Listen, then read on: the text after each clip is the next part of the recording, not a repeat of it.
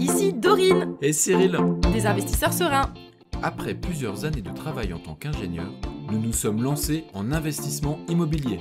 Après 5 années d'acquisition, nous étions devenus libres financièrement. Dans ce podcast, nous vous partageons les stratégies et les bonnes pratiques pour développer votre intelligence financière. Dans le but non seulement d'être plus riche sur le papier, mais avant tout pour devenir plus libre et plus heureux. Alors, ouvrez grand vos oreilles et préparez-vous à atteindre vos objectifs. Combien faut-il avoir d'argent de côté pour investir en immobilier? Hello les investisseurs sereins, j'espère que vous allez bien. Aujourd'hui, on va parler d'un sujet qui fâche. Alors, désolé, je vous annonce tout de suite, si vous n'avez pas d'économie de côté, oubliez d'investir en immobilier. Là, je vais parler de comment est-ce qu'on peut évaluer si notre épargne est suffisante ou non pour se lancer en investissement locatif. Ça va être un épisode très terre-à-terre, très factuel, avec des chiffres. C'est parti. Donc, accrochez-vous, ça risque de faire mal pour certains, mais je pense que c'est important de l'entendre. Pour ma part, j'ai vraiment une façon de voir les choses très précautionneuse. Forcément, avec Cyril, on a 3 enfants, on se sent responsable, on ne peut pas vivre d'amour et d'eau fraîche et on n'a pas envie de prendre de risques. Forcément, du coup, ce que je vais vous partager là, c'est plutôt un scénario précautionneux, parce que c'est notre style, c'est notre façon de faire. Nous, on est les investisseurs sereins. Donc, si vous voulez être serein, voici mes recommandations. Je vais parler de 3 enveloppes différentes. Quand je dis enveloppe, c'est-à-dire ce sont des sommes qui n'ont rien à voir les unes avec les autres. Et pourquoi est-ce qu'il faut les avoir de côté? La première enveloppe, c'est le matelas de sécurité pour la vie courante. C'est-à-dire, c'est vraiment une épargne de précaution ultra importante pour ne pas avoir recours à des crédits à la consommation qui pour moi sont le début de la fin. Donc c'est une épargne utile pour la vie de tous les jours. Par exemple, vous avez un imprévu, vous avez une baisse de revenus, peu importe par exemple si vous êtes un commercial. En gros, peu importe la raison, je considère que pour être quelqu'un de serein dans la vie en général, il faut avoir au moins 6 mois de salaire de côté. Ça vous laisse le temps de voir venir. Si jamais, du coup, vous gagnez 2 000 € par mois, il vous faut minimum 12 000 € de côté pour être pleinement serein déjà pour vivre votre train de vie. Et au cas où que vous perdez votre emploi, que vous décidez de vous séparer avec la personne avec laquelle vous êtes, peu importe, il vous faut cette épargne minimum. Donc, partez de ce principe-là, l'épargne de sécurité, c'est la base.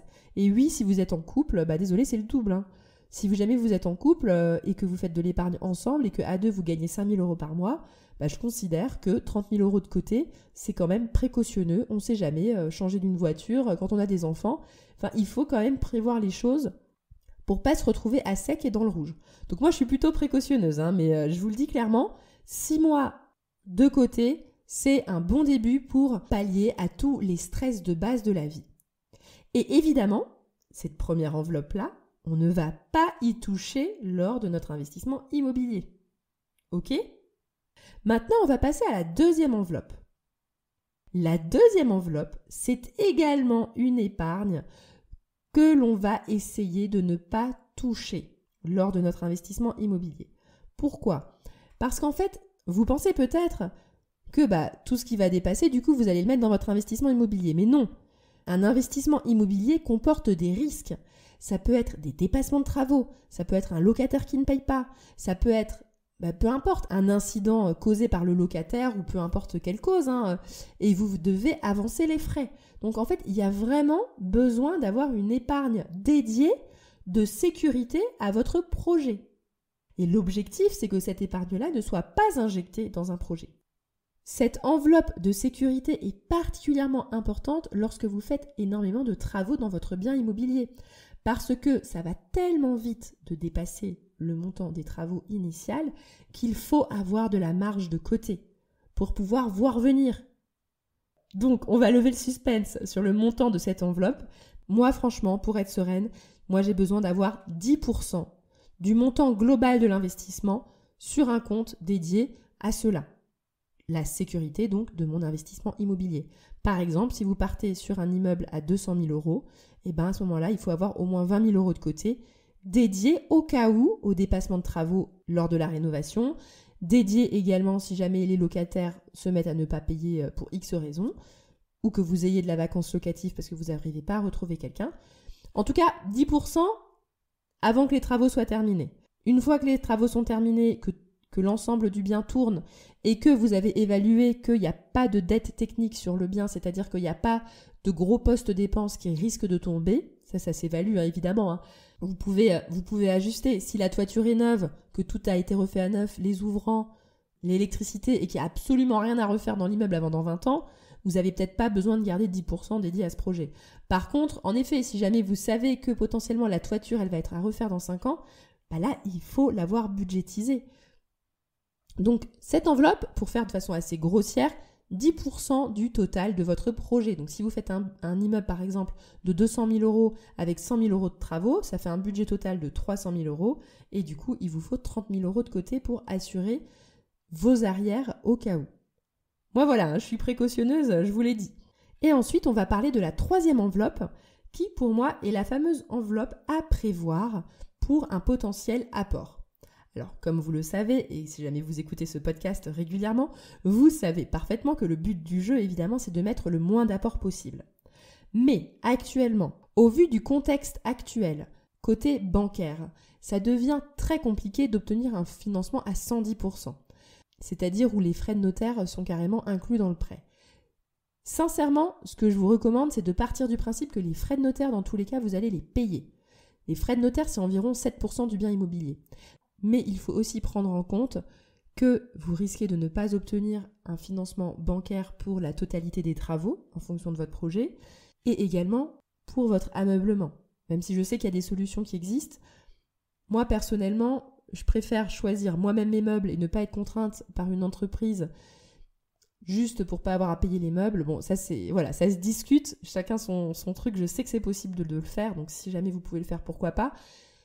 Mais voilà, il faut prévoir un peu plus que 7%. Donc personnellement, 10% me paraît le minimum. Pour être pleinement serein, j'aurais dit entre 10 et 15% d'apport potentiel. C'est-à-dire que c'est une enveloppe que l'on va utiliser si besoin en fonction du financement que l'on va réussir à obtenir. Donc voilà, j'ai fait le tour des 3 grandes enveloppes. Donc je répète, la première enveloppe, c'est le matelas de sécurité pour la vie courante, qui doit correspondre à 6 fois le salaire du foyer. Deuxièmement, le matelas de sécurité dédié à votre investissement, qui doit être pour moi d'un minimum de 10%, à éventuellement diminuer une fois que les travaux sont terminés. Et enfin, la troisième enveloppe, qui est l'apport potentiel que vous êtes prêt à mettre dans ce bien immobilier.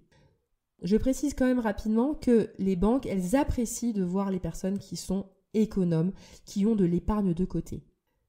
Ça fait partie des indicateurs que les banques vont évaluer. On appelle ça notamment l'épargne résiduelle, c'est-à-dire quelle est l'épargne qui reste à la personne à qui je vais prêter de l'argent après l'investissement. Donc, dans notre cas, si vous avez mis l'intégralité de l'enveloppe 3 dans votre investissement immobilier, la banque sera bien rassurée de voir qu'une fois l'investissement effectué, vous aurez encore de quoi voir venir parce que vous avez de la marge. Et ça appuie votre dossier bancaire. Donc c'est pas pour rien que vous le faites, même si vous n'allez pas forcément utiliser cette enveloppe 1 et 2, elles sont très utiles pour avoir un bon dossier bancaire. Voilà, j'espère que vous êtes contents que je vous ai dit la vérité. Franchement, j'ai pas envie de vous bercer d'illusions comme quoi vous pouvez investir sans apport. Moi personnellement, j'y crois pas. Moi en tout cas, je n'envisage pas l'investissement immobilier autrement que dans la sérénité. Et pour ça, le cash, l'argent de côté, c'est carrément la base. Voilà, j'espère que vous prenez l'épisode de façon positive. Si jamais vous avez cette épargne, très bien, c'est génial. Vous êtes prêt à vous lancer en investissement immobilier locatif. Et si ce n'est pas le cas, j'espère que cet épisode vous a motivé. Faites vos calculs sur tout ce que vous devez économiser et être enfin prêt pour vous lancer dans l'investissement immobilier. Voilà, je vous souhaite à tous une excellente journée et à bientôt. Ciao, ciao!